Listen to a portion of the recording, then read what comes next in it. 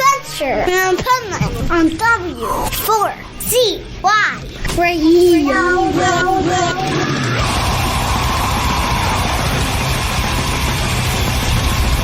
This is the Pipeman here on the Adventures of Pipeman W4CY Radio, and I'm here with Victor from Firespawn and Alex Impaler from Firespawn. Nice. Here at Wacken. Good to be here. Oh. Thanks for having us. Oh, I'm glad to have you here. I'm glad to be on the holy ground. That's enough for me. Yeah, exactly. Unholy ground. Exactly. That's the way it should be called. But even we know in the States this as the festival of the whole world. Yeah, definitely. It's such an honor to be here. And for us, we're here honoring our late singer, LG Petrov. He passed away in cancer 5 years ago this year. And Wacken was like a big deal festival for him, and Wacken was there for him when he passed away. They sent flowers to the funeral, and that's so cool. Yeah, super cool. Like, I don't know any other festival that would do that, to be honest. Maybe they would do it for a, like fucking Judas Priest, but I don't know any other festival that would care enough to do that. Yeah, and during the pandemic, they helped musicians and crew as well, actually. Oh my God! Yeah. See, that's so cool. And for the Stockholm death metal scene, LG were like Judas Priest, who was an icon and a fucking hero in the Stockholm death metal scene. Nice. Countless of bands has tried to copy what he did. Wow. So he was a big deal. But it felt good when Victor and I attended the funeral and we saw flowers from Wacken Open Air. Wow. Felt really good. Yeah, I would be blown away if it were me. I would never expect that. That wouldn't happen in the United States. So how many times have you guys played Wacken? With Firespawn, this is the first, actually. I played here with Entombed and Dimmu Borgir and Witchery as well, but never with Firespawn, so maybe it's going to be a tradition. Wow. I think the last time I was here was 2015 with Nagelfar. Nice. So how did you guys end up together doing this Firespawn thing? It was like we were in similar situations with Entombed. We had LG and Alex had, I'm assuming, old problems that they didn't really address.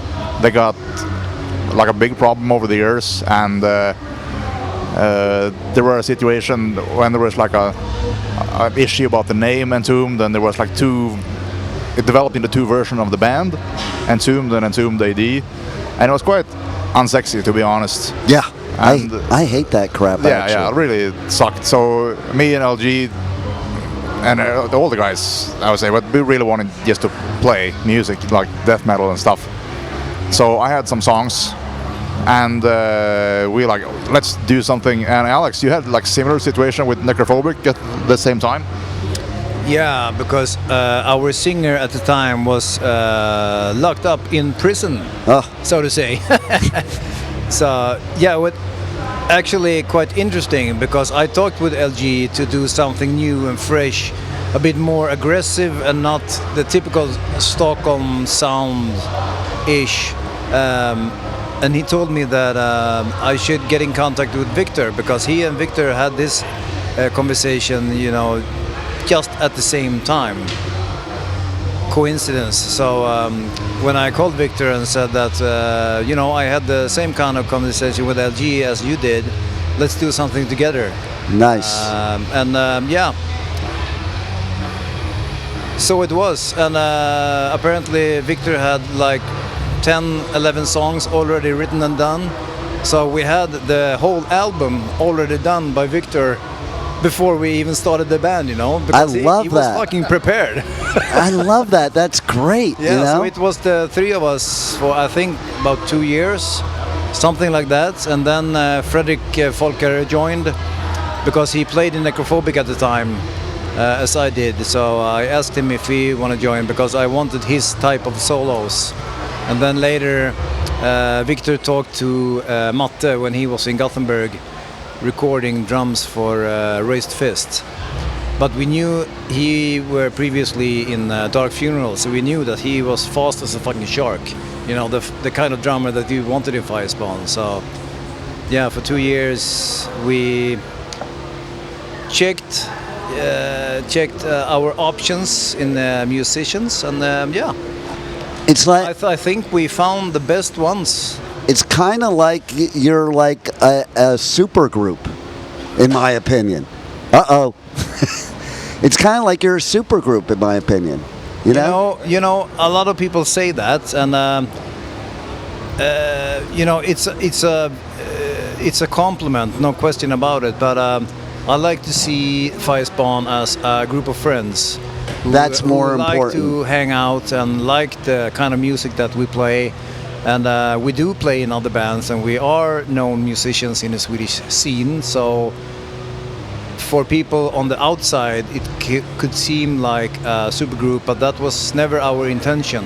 I don't think it should ever be that No. intention. Like you said it right. Like it should be fun. Yeah. And it should be for musicianship. Yeah. You know? And we are a group of friends who really enjoy hanging out together and play the kind of music that we really enjoy, both playing on stage and listening into at home on the stereo, you know? That's the only way it should be, and I think that's why you're at Wacken, because Wacken is a certain kind of community, and we're all friends. Definitely. It's as you said, scene of friends and like lifers, similar sort of people.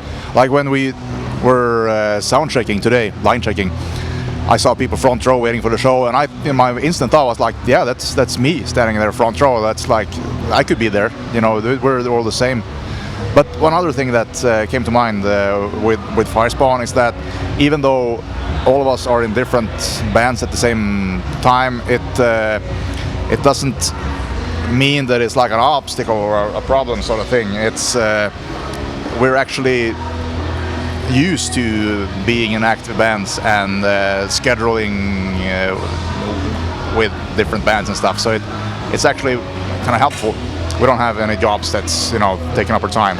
And do you think too that it makes it even more interesting and more fun that you don't have to do the same thing all the time by being in different bands, that you kind of like can explore and all your different wants and musicianship in different ways? Exactly. For us, it was a blank canvas, and with Firespawn, and like really, you know, fun to do something that we haven't done before. Right. So, what was both of you? What was the first time? What happened where you knew death metal is what you wanted to do? Oh, very early. Like I remember heard Deicide for the first time, and that was like wow, this is for me. Like this is so brutal. This is so cool. For me, like Deicide, Morbid Angel, and Cannibal Corpse, it's like the three major bands that really shaped me. Nice. And Suffocation and Death as well, of course, and that's a lot of bands. US is amazing for death metal. Sweden as well, and the bunch of Polish death metal bands are great as well. So I was, I don't know, 10 or 11, I think. So it was quite early on. And for you? Yeah, I remember it quite clearly. I think I was 11 or 12, and I heard the Sepultura album Chaos AD. That was like a musical fucking bitch slap. I kid you not. That was, what the fuck is this? Right? The most brutal thing I've ever heard. So then and there I knew that this is the kind of music I want to do.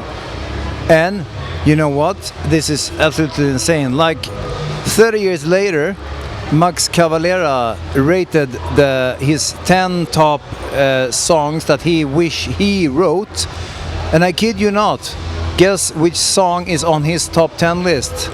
Tell us. The Emperor. Yeah, The Emperor with Firespawn. Wow. Yeah, so like there's not much more cred you can get than that. Exactly. My childhood idol has our song on his top 10 list. You know, That's insane. Pretty insane. That is totally insane. Yeah. So my first introduction was this band that was they were in the beginning, and I saw them at the first crossover show ever. I saw them at the first crossover show ever where punks and metalheads could be in the same room, because like back when I was a teenager, if you were a long hair, you couldn't go to a punk show, and if you were a punk, you couldn't go to a metal show. And there was this place, the Sun Valley Sportsman's Lodge, which was like an Elks Lodge. It wasn't a venue, no security, and it had 3 punk bands, 3 metal bands. The 3 punk bands were COC Pre-Pepper, and they were hardcore punk. The Descendants and Suicidal before they crossed over. Oh, okay. On the metal side, it was this band Savage Grace. They were a thrash band. They toured with Motorhead, but they never really got like, big. Dark Angel. And then you ready for the headliner? I'll show it to you. Look at the bottom of the back of my 80s battle vest. Ah, Possessed. Yep, they were the headliner in the very beginning of Possessed. And I was like, oh my fucking God. It was like, it's epic.